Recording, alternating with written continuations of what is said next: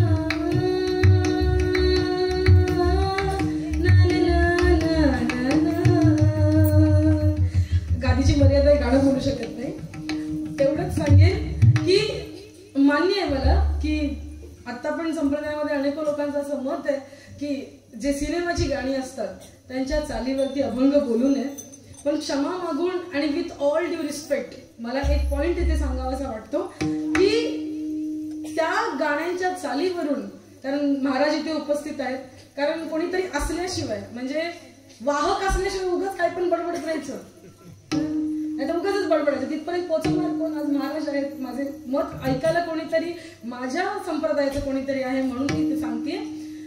कारण कसं झालं माहितीये का, जे इंदुरीकरांचं प्रकरण झालं ना, त्याच्यामध्ये मला एक गोष्ट लक्षात आली. महाराज इंदुरीकर महाराज ते बोलले, पण याच्या आधी भरपूर लोकांनी ते बोललेलं आहे बरं का. त्या टीव्हीला वगैरे इंटरव्ह्यू झाले, त्याच्यामध्ये पण मला बोलवलं वगैरे, स्वतःची पण जरा पब्लिसिटी करून घेते ना मी, तर त्याच्यामध्ये बोलवलं आम्हाला. पण एक गोष्ट चिंतनाची होती की महाराज बोलले म्हणून सगळ्यांसमोर आलं, पण जर तुम्ही युट्यूबवर गेला ना तर त्या प्रकारची वाक्य अनेको संप्रदायात बोलली गेली आहेत. पण हा आपल्या संप्रदायाचा मोठेपण आहे की इकडे कानास्पूर झालं तरी तिथपर्यंत दिल्लीपर्यंत पोहोचतं. हा आपल्या संप्रदायाचा मोठेपण आहे. आणि ते महाराजांच्या तोंडून निघालं म्हणून तिथपर्यंत पोहोचलं. नाही का?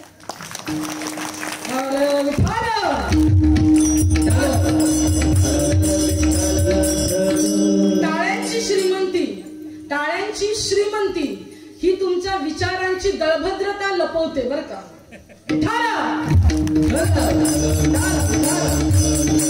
अजून थोडं इम्प्रेसिव्ह वाक्य बोलू. टाळ्यांची श्रीमंती ही तुमच्या विचारांची श्रीमंती सांगते. आता घ्या मिठारा. टाळ्यांची श्रीमंती वक्त्याचा अभिमान वाढवणार असेल तर वक्ता चुकीचा आहे, पण टाळ्यांची श्रीमंती वक्त्याला काय कळतं हे कळवून देणारी असेल तर ती गरजेची आहे. समजलं तर घ्या, नाही तर सोडून द्या. सिनेमाच्या गाण्यावरती अभंगाच्या चाली बोललेल्या चालतात का याचं उत्तर मी देत होते. सिनेमाच्या चाली आल्या कुठून? आपल्याच संगीतातून आल्या. It is generated from our classical music. आपल्या शास्त्रीय संगीतातून या सिनेमाच्या चाली आल्या. म्हणजे त्या मूळच्या कोणाच्या आहेत? आपल्याच आहेत. त्यांनी त्या वापरल्या, मग परत आपण वापरायला काय हरकत आहे. पण मुद्दा एवढाच आहे, ती चाल बोलत असताना डोळ्यासमोर हिरो हिरोईन न नाचता फक्त पांडुरंग आणि संत दिसावेत एवढीच एक अट आहे. विटाला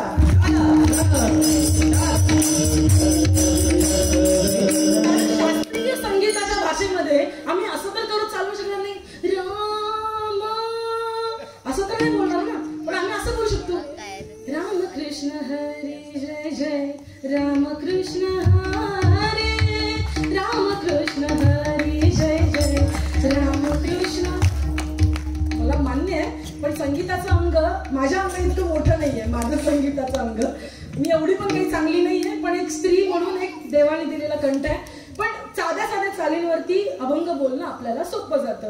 आता दृष्टी पुढे ऐसाची तू राही, आता दृष्टी पुढे. साध्या साध्या आणि सोप्या सोप्या चाली. आता नीट ऐका, मी मनापासून सगळ्यांना सांगते की टाळ्या वाजवायचे, पण अनेक बाल्कनीतली मंडळी टाळ्या वाजवत नाहीत. त्यांच्यासाठी अजून एक शास्त्रीय कारण देऊन पुढे जाईल, कारण त्या क्षेत्रातली आहे आणि ते सांगणं मला कर्तव्य आहे, माझं कर्तव्य भाग आहे म्हणून सांगते. मला एक सांगा, या खांबाची उंची किती असेल? काकांच्या मागचा खांब, काकांना बघू नका, त्याची उंची किती असेल? नाहीतर ही मंडळी लय भारी. आपण सांगतोय एक म्हणजे दुसरीकडे 15 फूट बरोबर, 15 फूट मंडपवाल्यांना माहिती. मिठाला पण आपण कॅल्क्युलेशन साठी सोपं उदाहरण घेऊया. त्याची उंची 15 फूट आहे, कॅल्क्युलेशन साठी सोपं जाईल. 36 फूट म्हणजे किती झाले? त्याच्या डबल आणि अधिक 6 फूट बरोबर आहे की नाही? म्हणजे 36 फूट. काय असतं माहितीये का 36 फुटाचं? काय असतं?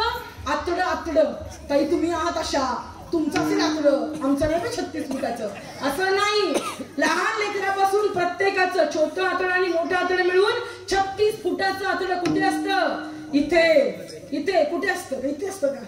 इथे असतं, इथे. मध्ये आतडं, आतड्याच्या वरच्या बाजूला हृदय आलं, तिथेच फुफ्फुस आणि सगळं सगळं तिथेच. एवढ्याशा पोटामध्ये ते आतडं गुंडाळून गुंडाळून गुंडाळून गुंडाळून गुंडाळून गुंडाळून कुठे ठेवलंय? इकडे बरं का. मग ते आतडं मोकळं आहे का? आतडं माहिती असेल ना तुम्हाला? कोंबडी कापली ना कधी? अजून सोपं आहे. कोंबडी कापल्यानंतर ते जो भाग तुम्ही काढून टाकता ना, हे टाकून देते गुळगुळीत ते सगळं, त्याला आतडं असं म्हणतात. ते माणसाच्या पण पोटामध्ये असतं. ते 36 फुटाचं आतडं, ते काही मोकळं आहे का? नाही ना. त्याच्यामध्ये एवढाला भात, मग 2-3 चपात्या, मग गुलाबजामुन, मग भाजी, सगळं ठूस ठूस के भराय किसमें आतडे में आपके और मेरे. समझ में आ रहा है आपको? मग काय होतं? ज्या क्षणी हाताने खटकन टाळी वाजवली जाते त्या क्षणी खाल्लेलं वारकरी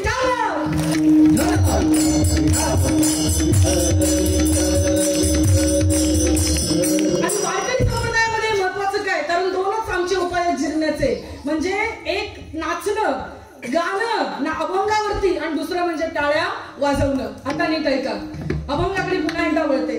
अभंगात तुकाराम महाराज म्हणतात, माझ्या विठोबाचा कैसा प्रेम भाव, आपणची देव होय गुरु. कळतंय ना सगळ्यांना?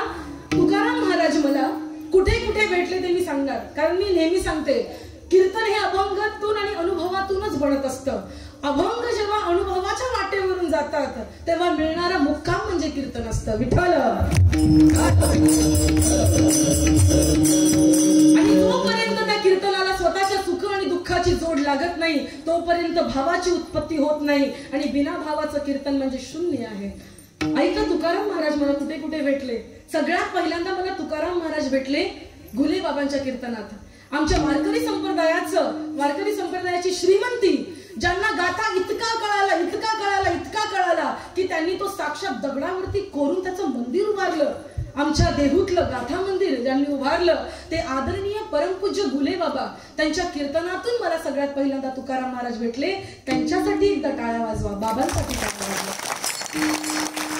काही लोकांचं कर्तृत्व इतकं असतं की त्यांच्या नसण्याने सुद्धा त्यांचा अनुभव आपण घेऊ शकतो, त्यांच्या अस्तित्वाचा अनुभव त्यांच्या कर्तृत्वातून आपण घेऊ शकतो. तर गाथेचं मंदिर आणि घुले बाबा यांच्यातून सगळ्यात पहिल्यांदा तुकाराम महाराज कळले.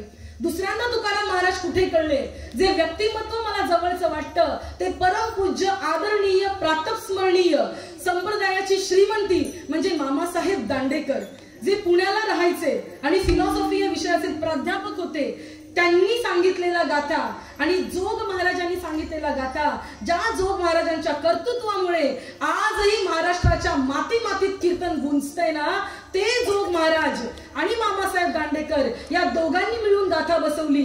आता असलेली गाथेतली प्रकरणं, नामपर प्रकरण, संतपर प्रकरण असेल, प्रत्येक प्रकारचे अभंगाचं वर्गीकरण जर कोणी केलं तर या दोन व्यक्तिमत्वांनी केलं. या दोघांच्या चरित्रातून कळाले ते कोण, मला तुकाराम महाराज कळाले. त्या गाथेतून तुकाराम महाराज कळाले. तिसऱ्यांदा तुकाराम महाराज कळाले ते म्हणजे खूप मोठे लेखक ज्यांचं नाव आपल्याला माहिती नसतं. इथे बसलेले तरुण मंडळी आहेत ना, नुसती कीर्तन ऐकू नका, प्लीज नोट डाऊन करत चला. तुमच्याकडे मोबाईल आहे, यू हॅव अ मोबाईल? कोणी आहे का असा सुंदर तरुण जो मला म्हणे ताई माझ्याकडे मोबाईल नाही, त्याला मी इथून बक्षीस दे. सगळ्यांकडे असेल ना मोबाईल? त्या मोबाईल मध्ये सगळे ऍप तुम्हाला माहिती आहेत. I use iPad, I use MacBook, I use laptop, I use everything. तुमचे कुठले ऍप्लिकेशन आहेत सगळे मला माहिती आहेत, बरं का? मी मोठी असं नाही, पण तुम्ही काय काय करता ते सगळं मला माहिती आहे. तर तरुणांनो, तुमच्या मोबाईल मध्ये नोटपॅड आहे, notepad. You know notepad? WhatsApp जिथून आपण तिला मेसेज करतो ते नाही, नोटपॅड. त्याच्यावरती लिहून घेत चला. तुकाराम महाराज तिसऱ्यांदा भेटले. ल.रा. पांगारकर नावाचे लेखक होऊन गेले. त्यांनी अनेको संतांची चरित्र लिहिली. त्यांनी तुकाराम महाराजांचं चरित्र लिहिलं. महाराज त्यांच्या असण्याचं एक विशेषत्व असं आहे की ल.रा. पांगारकरांनी प्रत्येक चरित्र लिहिण्यापूर्वी त्या संतांनी त्यांना अनुग्रह दिलेला आहे. स्वतः समर्थ रामदास स्वामींनी येऊन त्यांना आज्ञा केल्यानंतर त्यांनी समर्थांचं चरित्र लिहिलं. स्वतः तुकाराम महाराजांनी आज्ञा दिल्यानंतर त्यांनी महाराजांचं चरित्र लिहिलंय. एवढं मोठं व्यक्तिमत्व म्हणजे ल.रा. पांगारकर. आणि सध्या मी जे वाचते ते महिपती बाबांचं तुकाराम महाराजांचं चरित्र, आणि त्याच्यामधून मला तुकाराम महाराज भेटतायत. विठाला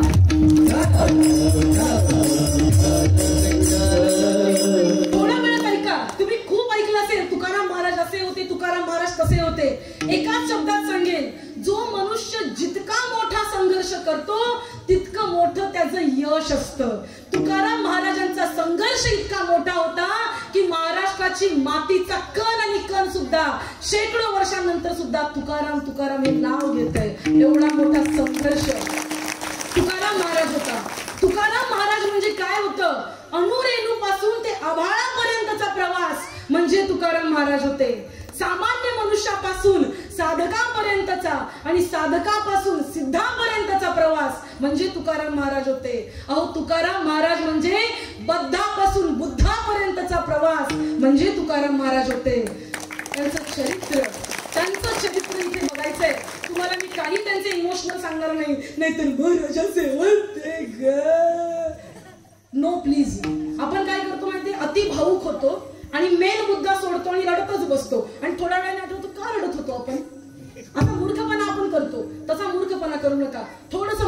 सांगते नीट ऐका. ऐकताय ना रत्नागिरीकर? का भूक लागली नाही ना? विचारा.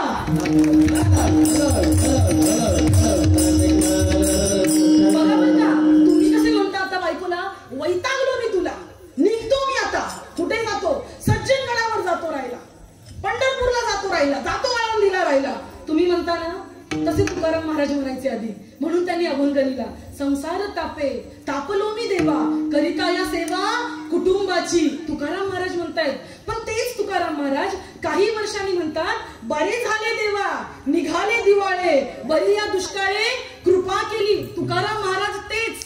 बघा बर का, समजून घ्या, माणूस तोच आहे पण त्याचा अनुभव बदलतोय, त्या घटनेकडे बघण्याचा त्याचा दृष्टिकोन बदलतोय. ऐका बर का, तुकाराम महाराज आधीपासून संत नव्हते. जसं आपल्याला संसारांनी अनेक घटना दिल्या, संकट दिली, तशीच संकट तुकाराम महाराजांनी दिली. त्या संकटानंतर मला कधी कधी वाटतं महाराष्ट्रातले शेतकरी जे आत्महत्या करतात ना, त्यांनी तुकाराम महाराजांचं चरित्र नीट वाचावं. कारण दुष्काळामुळे तुकाराम महाराजांमधला साधक जागृत झाला आणि तो संतत्वाला पोहोचला. कशामुळे? दुष्काळामुळे. जर आपले शेतकरी हे चरित्र वाचतील तर त्यांना स्वतःतलं संतत्व कळेल असं मला वाटतं. विठाल. तुकाराम महाराजांनी घरातलं मंदिर बांधलं, वंशातलं आलेलं मंदिर बांधलं आणि तिथे कीर्तन करायला कोण नाही महाराज. कळतंय? कीर्तन करायला कोण नाही म्हणून तिकडे कीर्तनाला उभे राहिले. नाहीतर तुकाराम महाराज गावात जर कीर्तन आलं ना, तर पूर्वीच्या काळी अशा लाईटी नसायच्या. तुम्ही खूप सुंदर लाइटिंग केले, त्या अनुषंगाने बोलून जाते. खूप सुंदर लाइटिंग केले, दुरूनही बघितलं तर कळतंय सप्ताह आहे. स्वतःसाठी एकदा टाळ्या वाजवा. आता तुकाराम महाराजांच्या आपण गावी जाऊया. तुकाराम महाराजांच्या गावामध्ये त्या काळात लाईटी नव्हत्या. मग महाराज काय करायचे? कंदील घेऊन असे कोपऱ्यात उभे राहिलेले असायचे. हो, कोण? ज्यांना आज जगत म्हणतं ना, जगद्गुरु, ते तुकाराम महाराज कंदील घेऊन उभे असायचे. का? कारण उजेड दिसावा. इथे कीर्तनकार उभा राहणार ना, तर तुकाराम महाराज त्या जागेवरचे खडे उचलून बाजूला टाकायचे. का? कारण कीर्तनकाराचा रस्ता स्वच्छ व्हावा म्हणून तुकाराम महाराज जमिनीवरचे खडे उचलायला सुद्धा कमी नाही करायचे. कोण? आता ज्यांना आपण संत श्रेष्ठ म्हणतो ते तुकाराम महाराज. तुकाराम महाराज स्वतः म्हणतात की मला कीर्तन करायचं नव्हतं, काय मी उद्धार पावेन, काय कृपा करील नारायण, विनविनी करतायत हे नारायणा, माझ्यावर कृपा करशील का रे तू कधीतरी? कोण म्हणताय? तुकाराम महाराज म्हणतायत. आणि आयुष्यात ज्या वेळेस कीर्तन करायचा प्रसंग आला, त्याच्यानंतर तुकाराम महाराजांनी कीर्तन करायला घेतली. तुकाराम महाराज म्हणतात, काय केली पाठ संतांची उत्तरे, विश्वासे आदरे धरून या. तुकाराम महाराजांचा आत्ताचे जे कीर्तनकार जे मला ऑनलाईन ऐकतात त्यांच्यासाठी सांगते, तुकाराम महाराजांचा ज्ञानेश्वरी अखंड पाठ होती, मुखोद्गत होती. तुकाराम महाराजांचा एकनाथी भागवत पूर्ण पाठ होता, रामायण पाठ होतं, महाभारत पाठ होतं. कोणाचं? तुकाराम महाराजांचं. 1000 पारायण एकनाथी भागवताची तुकाराम महाराजांनी डोंगरावर बसून, भंडाराच्या डोंगरावर बसून केलेत. ते तुकाराम महाराज.